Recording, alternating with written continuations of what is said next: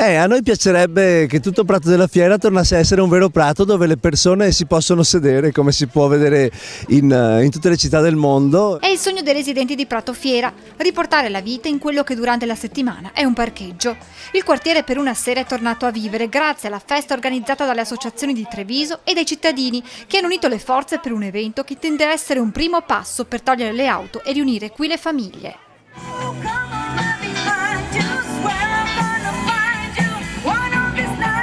La musica, la gente seduta ad ascoltare un concerto, i bambini che giocano. Prato Fiera torna ad essere quel luogo in cui camminare, stare insieme e divertirsi. Deve tornare Prato, perché si dice, almeno io sono ancora giovane, però si dice che questo fosse un prato vuoto. E oggi è solo un parcheggio. Oggi è solo un parcheggio, però noi stiamo cercando di vitalizzare questo non parcheggio, questo prato. Simbolica è stata la semina di un pezzo di prato. E dopo abbiamo seminato quello che vedete qua dietro, 500 metri quadri di terreno nuovo del nuovo Prato della Fiera, perché abbiamo bisogno di mettere a dimora nuova erba per tutto il prato.